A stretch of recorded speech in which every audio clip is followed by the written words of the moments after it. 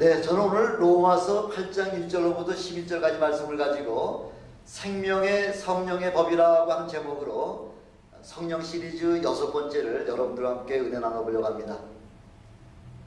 본래 인간은 두 가지 본성이 있다 그랬죠. 선을 행하고자 하는 그런 본성과 우리가 원치 않는 악을 행하고자 하는 그런 본성에 두 가지가 있다는 거죠. 로마서 7장 22절로 23절에도 말씀해 보니까 내 속사람으로는 하나님의 법을 즐거워하되 내 지체 속에 있는 한 다른 법이 내 마음의 법과 싸워 죄의 법 아래로 나를 사로잡아오는 것을 보는도다. 이렇게 사도 바울이 고백하고 있잖아요. 아무리 내가 내 속에 있는 하나님의 법을 즐거워하려고 그렇게 애를 써도요, 내 속사람 바로 죄의 법 아래로 나를 간지로 끌어들여서 하나님의 선한 법을 이루지 못하도록 방해하는 자가 있다는 거죠. 이런 것을 볼 것 같으면 우리는 죽는 그 순간까지 끊임없이 죄의 법과 싸워야 하는 그런 영적 전쟁을 치러야 되는 그런 우리 존재들이라는 거죠. 우리 싸움은 혈과 육의 싸움이 아니라 공중권세 잡은 마귀와의 영적 대결이라는 거죠. 그래서 우리 눈에 보이지 않는 그 영적 존재와 우리는 끊임없이 우리 죽는 그날까지 그 순간까지 끊임없이 우리 싸워서 우리 생취해야 된다는 것이죠.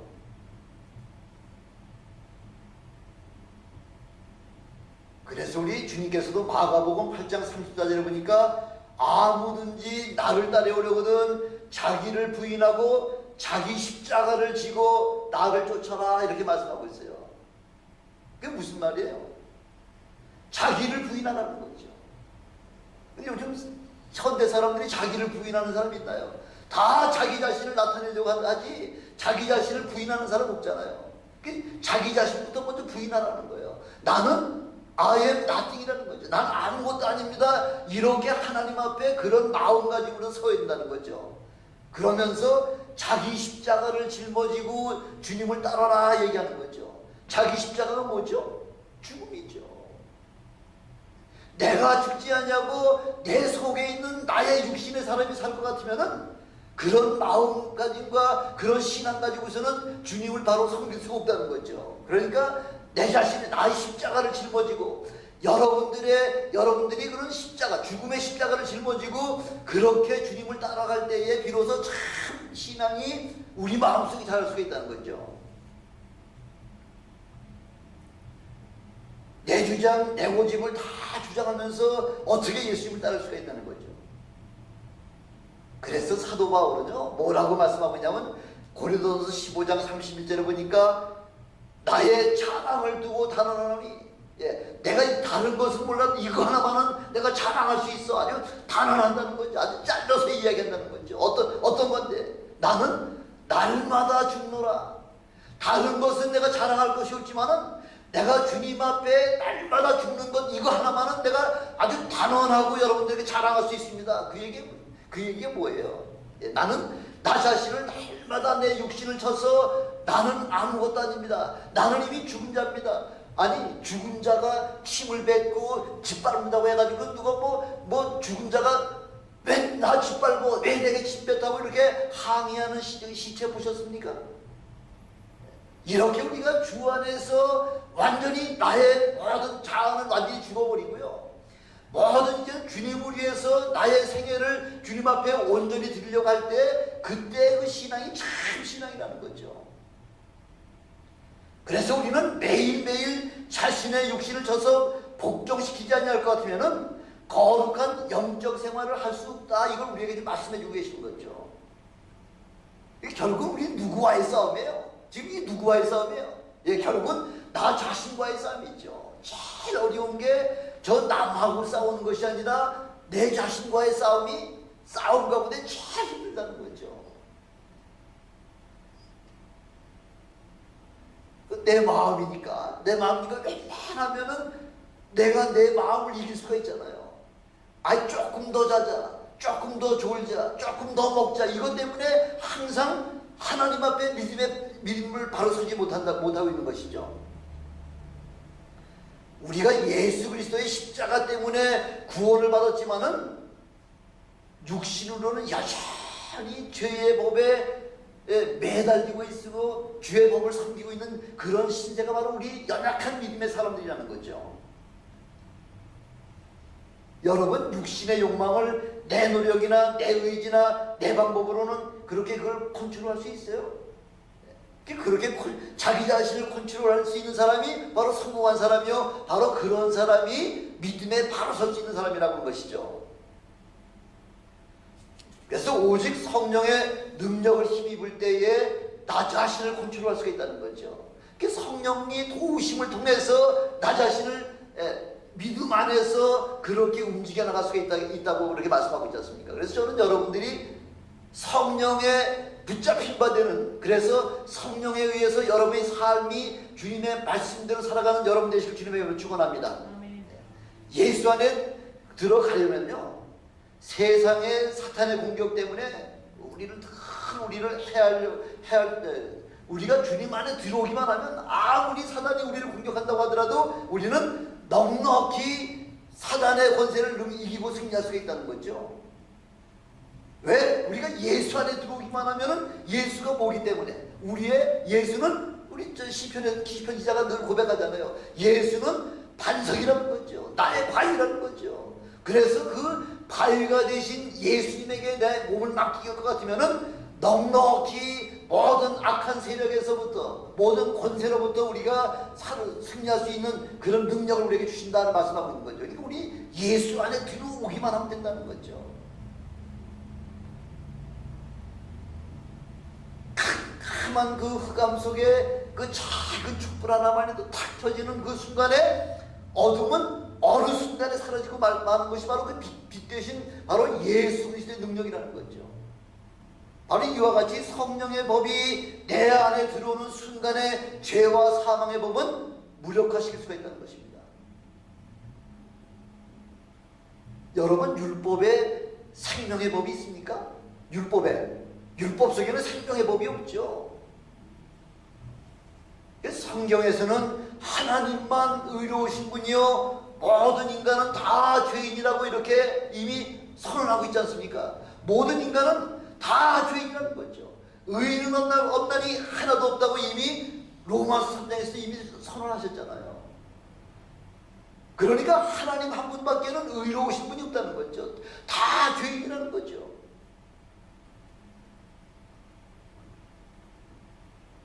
율법으로는 죄 용서가 되지 않는다는 거예요. 율법에는 죄를 용서한 법이 없어요. 그럼 어떤 사람은 이렇게도 말하겠죠. 이거 율법에 구약에 몰아둔 사람들은 소와 양을 잡아가지고서 그 피를 뿌림으로 말미암아 다 죄 용서함 받았지 않습니까? 뭐 이렇게 항의하는 분들도 좀 계시겠죠.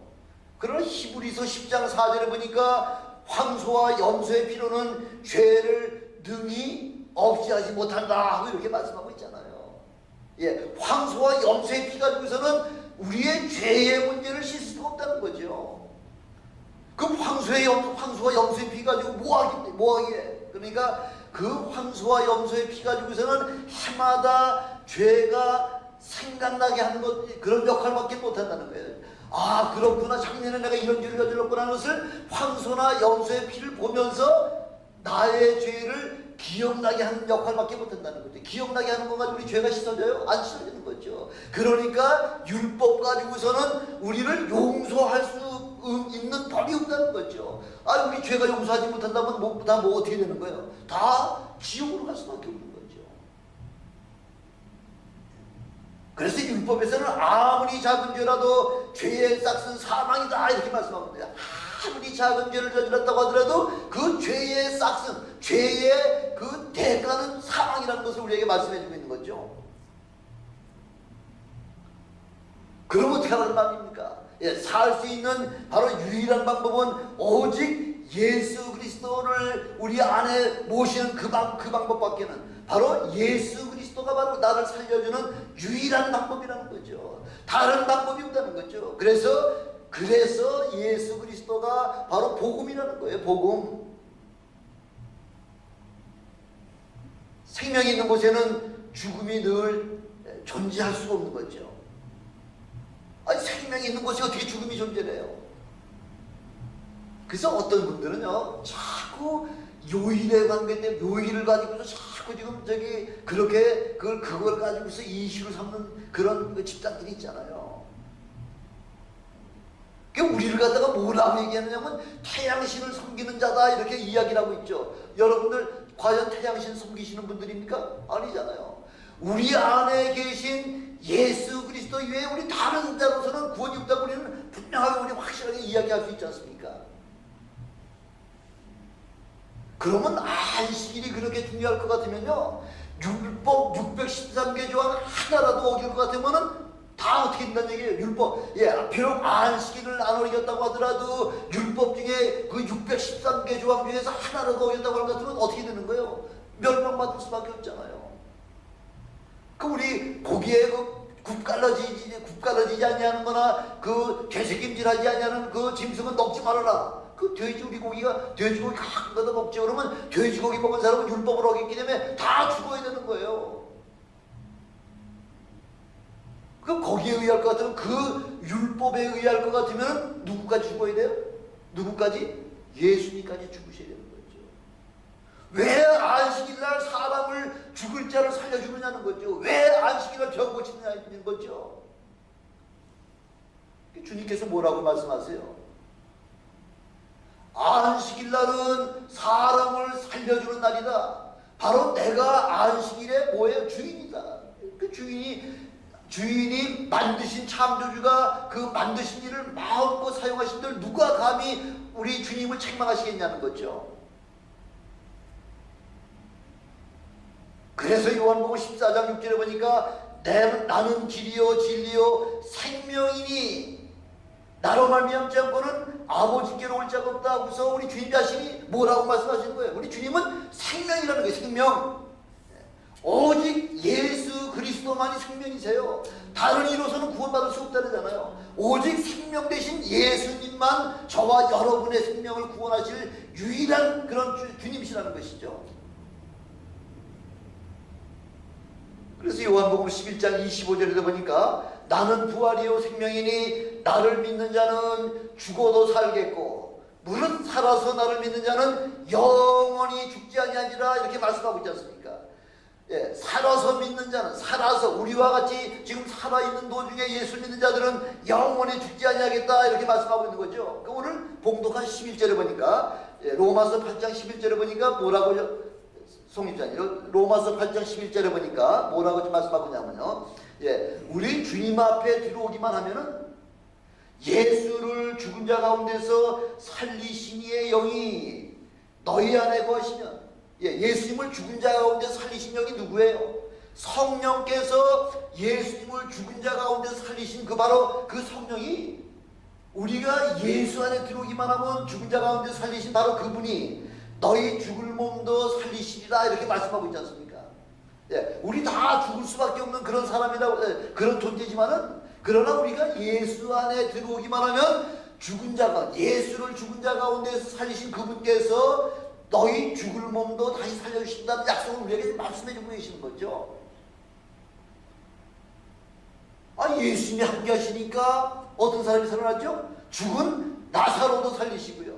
어떠한 병에 걸렸든지 간에 다 주님 앞에만 나오기만 하면 어떤 병이든 다 고쳐주실 뿐만 아니라 귀신을 쫓아주심으로 말미암아 참으로 그 귀신에 눌렸던 그런 모든 연약한 자들이 다 예수 그리스도 까닭에 능력을 얻게 하시고 생명을 얻게 하시고 그 기쁨을 구원의 그 반열에 참여하는 엄청난 축복의 반열에 들어오는 그 모습들을 우리는 성령을 통해서 우리 다 체험하고 있지 않습니까? 1절에 보니까 1절에 로마서 8장 1절에 보니까 그리스도 예수 안에 있는 자들에게는 결코 정죄의 함이 없다는 거죠. 주님 앞에 들어오기만 하면 결코 전혀 정죄하지 아니한다는 얘기죠. 정죄가 없다는 얘기는 뭐예요? 정죄가 없다는 얘기는 정죄를 우리 주님이 여러분들 정죄 안 하시겠다는 얘기는 뭐예요? 바로 사망에서 해방된다는 거죠. 더 이상 죽지 않는다는 거죠. 정죄받지 않으니까 우리는 뭐가 돼요? 의로운 사람이 되니까 의로운 사람은 죽지 않잖아요. 의인은 죽지 않아요. 죄인이 돼야만 죽어요. 그러니까 우리 의인들은 예수 그리스도로 말미암아 모든 사망의 권세로부터 해방받은 자라는 거죠.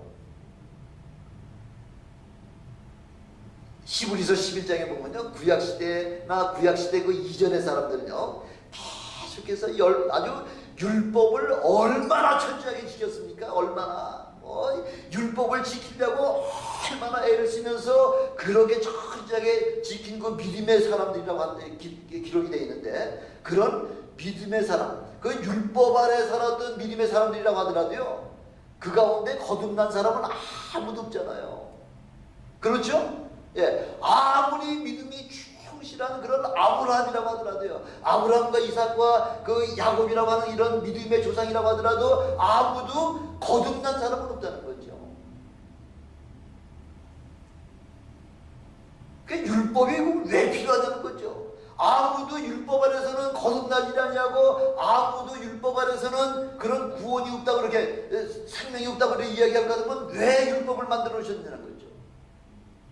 바로 율법은 구원에 대한 기준을 삼기 위해서, 이렇게 하면은 의로운 것이고 이렇게 하면 범죄한 것이다 하고, 모든 우리 인생에 사는 모든 문제의 그 삶의 기준을 정해주시기 위해서 율법을 만들어 주셨다는 거죠. 그래서 율법은 우리가 죄인인지 의인인지 그걸 구별해주기 위해서 그걸 우리에게 만들어 주셨다는 겁니다. 근데 율법의 기준이 어느 정도예요? 율법의 기준은 보통 웬만한 요즘 우리 한국에 보면 엄청난 그 범죄들이 많지만은 그 법이 제대로 없어가지고서 지금 형 집행을 못하는 경우가 얼마나 많습니까? 근데 율법은 기준이 굉장히 높다는 거죠. 어느 정도 높으냐면은 율법으로 구원을 얻겠다, 천만의 말씀이라는 거죠. 율법 가지고서는 구원이 될 수가 없다는 거죠.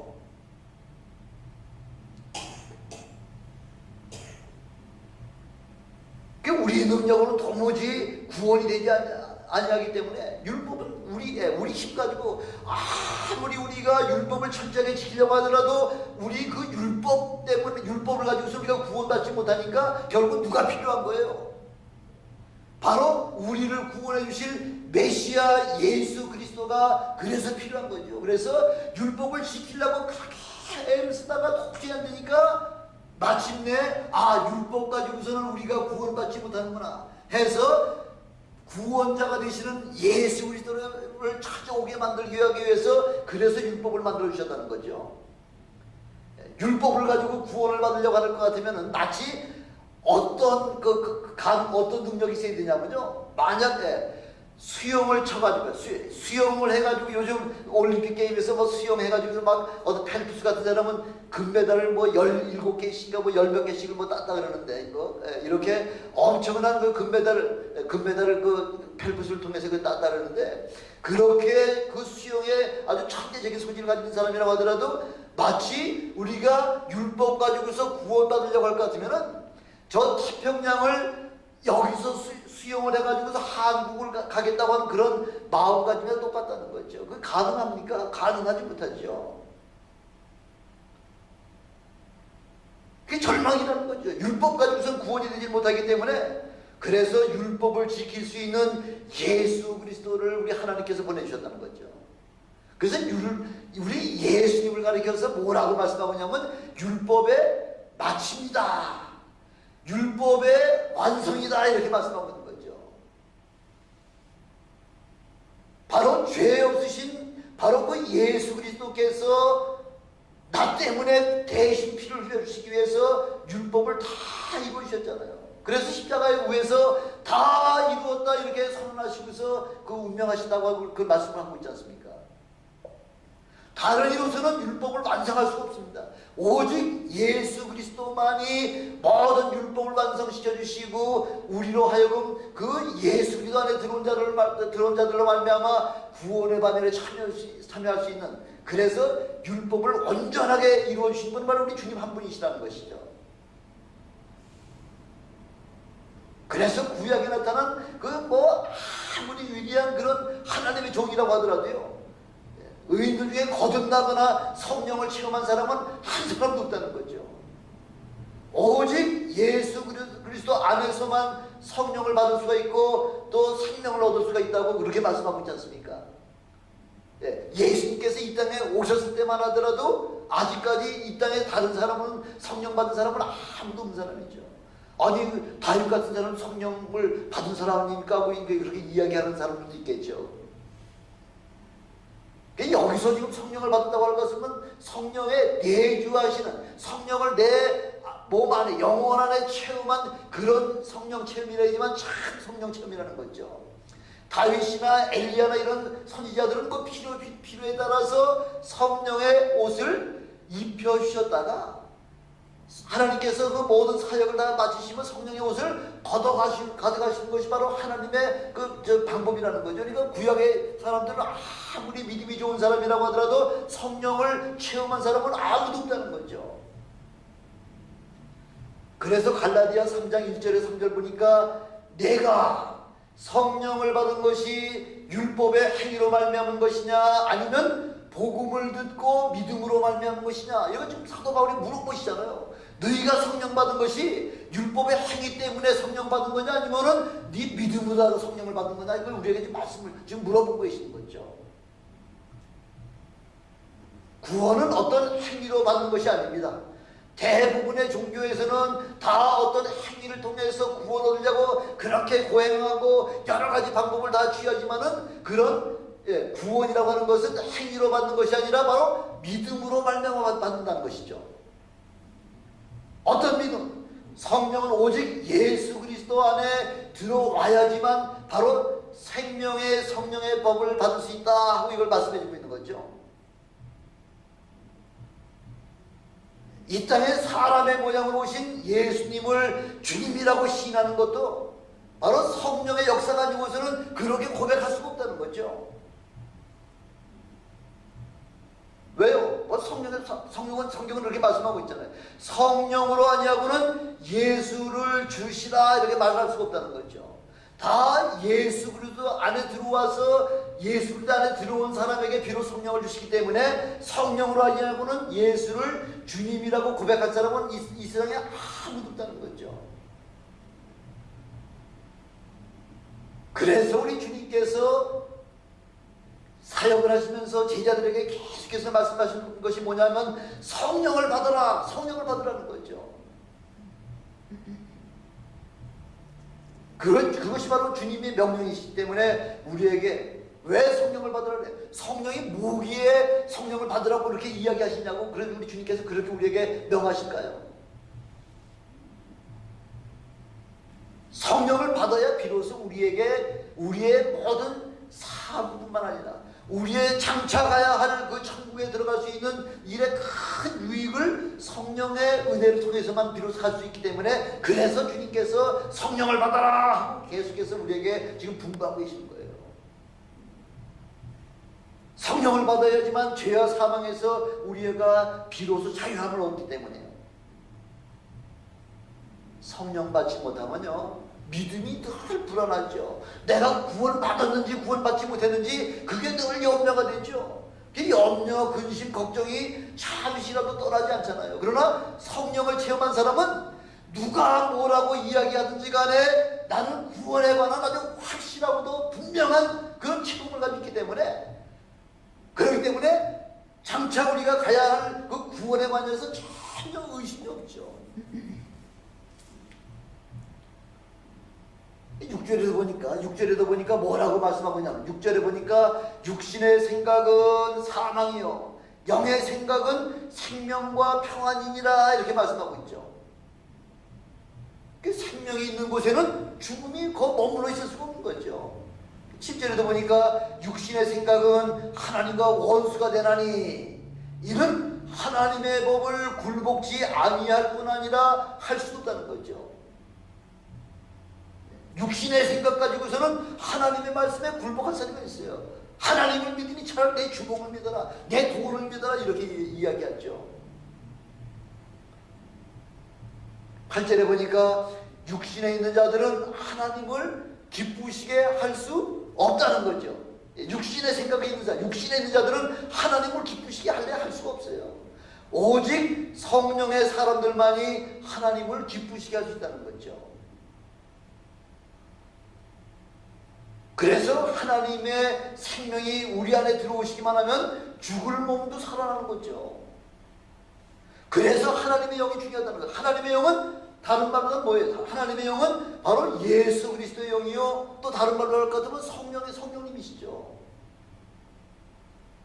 이 성령이 우리 안에 들어오시기만 하면 그 다음부터는 모든 죽을 몸도 살아날 뿐만 아니라 절망이 사라지고 비로소 소망이 우리에게 들어온다는 것이죠. 그래서 성령이 임하시면 생명과 부활이 온다는 거죠. 아까도 처음에 말씀드렸죠. 죽을 자를 살려주시는 분이 바로 성령이시라 그랬잖아요. 죽은 자를 살려주신 바로 성령이 너희에게 임하시면 죽을 너희들도 살려주신다 하고서 우리에게 분명히 약속해 주고 계시는 거죠. 그래서 그 모든 사실을 우리 예수님을 통해서 우리에게 보여주셨잖아요. 보여주셨기 때문에 아는 거죠. 예수님을 통해서 성령이 들어오시기만 하면, 남자를 모르던 그 마리아에게 성령이 들어가시니까 성령을 통해서 마리아가 잉태하는 그 놀라운 그 역사가 나타나잖아요. 또 공생애를 시작하실 때에 침례를 받고 올라오실 때에 성령과 능력을 기름 붓듯 부어주시니까 그 당시 그때부터 이제 예수님께서 비로소 공적인 엄청난 능력을 발휘할 수가 있지 않습니까? 그 성령과 능력을 기름 붓듯 하시니까 비로소 복음을 전파하시고 하나님의 말씀을 가르치시고 병든 자들을 다 고쳐주실 뿐만 아니라 마침내 십자가에 죽으셨을지라도 성령에 의해서 부활하시는 사건이 나타나지 않습니까?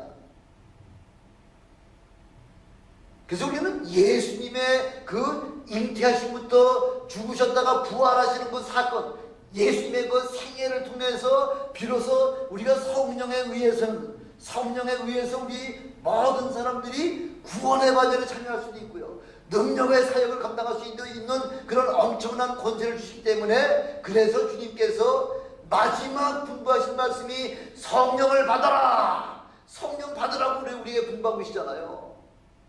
아무리 제자들이라고 하더라도 성령 받기 위해서는 예수님이 떠나셔야 되는 거죠.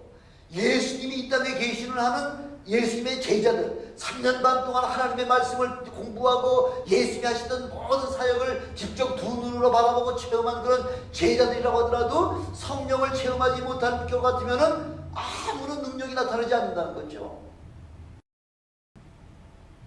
그래서 요한복음 16장 7절에 보니까 내가 떠나는 것이 너희들에게 유익이다 라고 말씀하고 있잖아요. 내가 떠나지 않으면 여러분들이 뭘 못 받기 때문에, 성령을 받지 못하기 때문에, 그래서 내가 떠나는 것이, 떠나야지만, 예수님이 떠나셔야지만 하늘에서 예수 그리스도 이름으로 우리에게 성령을 보내주시기 때문에 내가 떠나는 것이 너희들의 신앙의 삶에 유익한 것이라 이걸 말씀해주고 있는 거죠.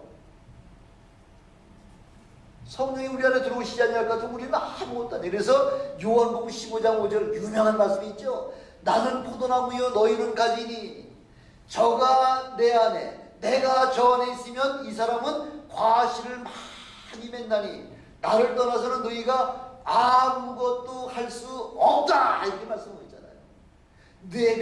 내가 너희 안에, 너희가 내 안에 들어와야지만 비로소 풍성한 과실을 맺을 수가 있다는 거죠. 그렇지 않으면 아무것도 아니라는 거죠. 그래서 예수님이 육체적으로는 내 안에 들어오실 수가 없잖아요. 어떻게 육체적으로다가 우리 안에 들어오실 수 있겠어요? 그러니까 죽으시고 부활하시고 승천하신 다음에 성령을, 영이기 때문에 우리 세상 모든 족속에게 하나님의 성령을 그냥 부어주시면 그 성령이 우리 안에 거하실 수가 있게 된다는 것이죠. 영으로 오신 바로 성령님은 바로 예수 그리스도시라는 겁니다. 육체가 아닌 영이시기 때문에 내 안에 들어오실 수가 있습니다. 그래, 영이 우리 안에 들어오시니까 비로소 우리는 엄청난 그런 능력을 나타낼 수 있을 뿐만 아니라 우리를 통하여 살아계신 예수 그리스도를 증거할 수가 있지 않습니까? 그래서 우리 영이라고 하는 것은, 성령은 시공간을 초월하시는 분이잖아요. 2000년 전에 예수님이 이미 떠나셨던 그분이시지만은 2000년 후에 다시 우리가 성령으로 충만하게 될 것 같으면 다시 2000년 전에 그 사역이 바로 예수 그리스도께서 우리 안에 들어오시면은 2000년 전에 사역하시던 그 사역과 동일한 사역을 우리에게도 할 수 있는 그런 능력을 주신다는 것이죠. 그래서 예수님께서 뭐라고 우리에게 말씀하시냐면 이제는 내가 사는 것이 아니요 내 안에 누가 산다고요? 내 안에 그리스도 예수께서 사는 것이다. 이렇게 담대하게 말씀하고 있는 거죠.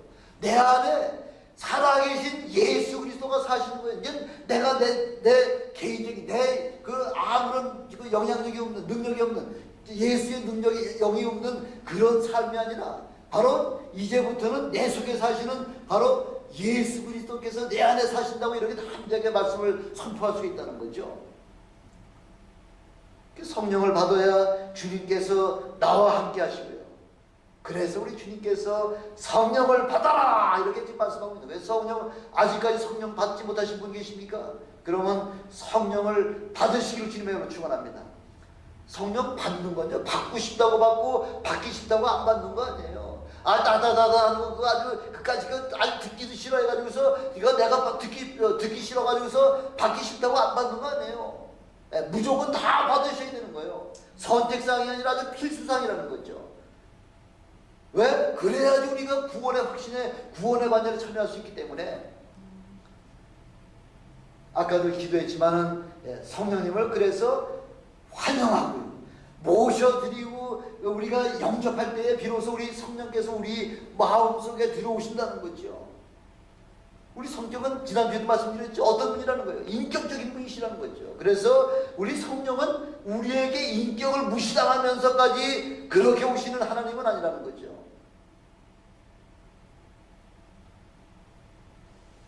그래서 성령이 우리에게 임하시기만 하면 그때부터는 하나님의 모든 말씀들이 다 믿어질 뿐만 아니라 능력도 우리에게 더불어 주신다고 그렇게 말씀하고 있죠. 그래서 우리가 여러분들 가끔마다 보면 손님들을 초대하잖아요. 여러분들 가정에 손님들을 초대하는데 손님들을 초대하고 맞이할 때도 집안 구석구석 다 털고 닦고 그리고 아주 가장 아름답게 꾸며놓고 맛있는 그 음식을 준비해가지고서 아주 최대한 대로 예의를 갖춰가지고서 우리가 손님들을 맞이하고 있지 않습니까?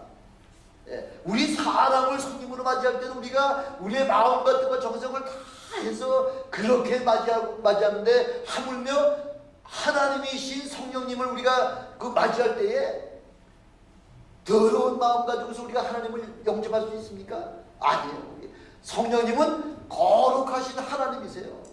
그래서 우리 먼저 성령님을 우리가 맞이할 때는 우리의 더러운 마음부터 깨끗하게 치우지 아니하시고는 절대로 성령님을 여러분들 그 마음속에 영접을 할 수가 없습니다. 그렇기 때문에 먼저 우리 마음부터 먼저 깨끗하게 그렇게 비워있다는 거죠. 오늘 하다못해 이 성찬식을 갖다 우리가 성찬식을 하는데 이 성찬식을 참여하는 우리 모든 성도들은 벌써 우리 마음이 정결하고 깨끗해야지만 예수 그리스도의 몸과 예수님의 피를 우리 마음과 우리 육체에 우리가 받아들일 수가 있다는 것이죠.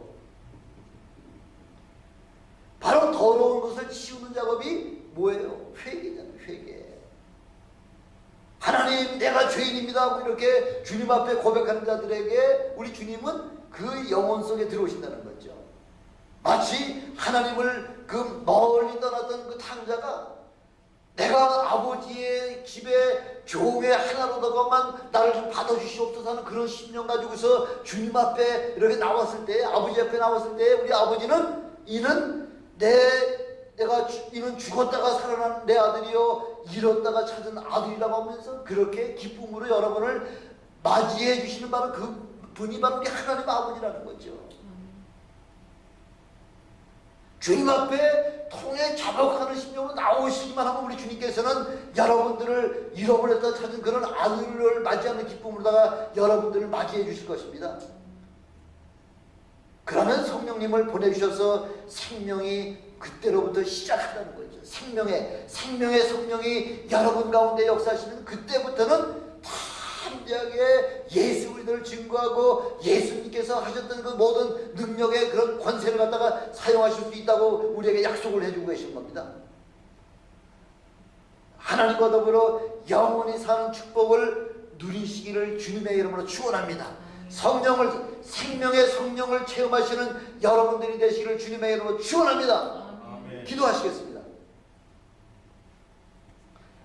전능하신